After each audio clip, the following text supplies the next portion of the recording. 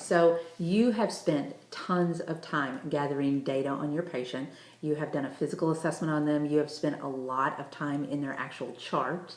You've looked at their meds and their labs. You've looked at their past history, and you've actually spoken to the patient and maybe even the patient's family about what they believe is the most important thing to be addressed in their plan of care for that particular shift. Now you're ready to create your care plan. You're ready to come up with some interventions and a goal that you're going to address for each one of those things that you listed that you decided was important.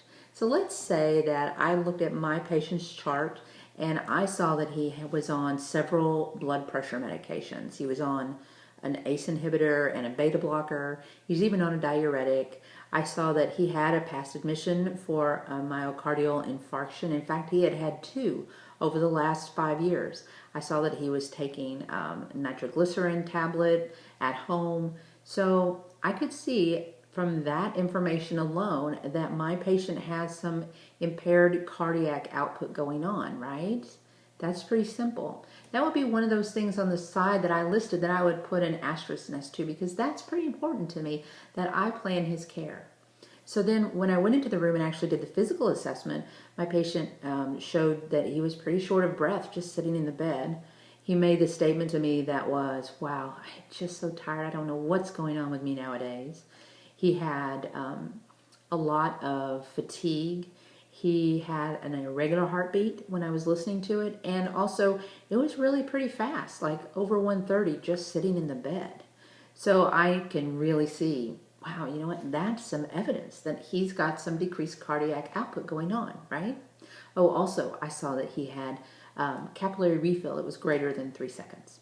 So when I go to create the container or the nursing diagnosis statement, what I have to do is I have to say, here's what's wrong, here's why it's wrong, and here's my evidence as to why it's wrong. And I put those all in one statement. And once I've done that, I have a really good direction to follow with the rest of my care, right? All right, so don't stress about this. It's super simple. I want you to get out a piece of paper, and at the top of the piece of paper, I want you to write, here's what's wrong, related to, here's why it's wrong, as evidenced by the hard proof of what's wrong. And for every single thing that you've decided to plan care for that day, you're going to write underneath each column the data that corresponds to it, okay? So let's look at my patient, and you guys will see how super simple this is, okay? So here's what's wrong: decreased cardiac output related to myocardial inefficiency. Here's what's wrong, or why it's wrong, excuse me, as evidenced by shortness of breath, polypharmacy, capillary refill greater than 3 seconds, irregular heart rate, and my patient's statement that he is just so tired. Here is the hard proof why it's wrong. Let's see how that all sounds really run together, all right? Decreased cardiac output related to myocardial inefficiency as evidenced by shortness of breath, increased heart rate, mild exertion, polypharmacy, and patient statement that he just gets so tired nowadays. He doesn't know what's wrong. Wow.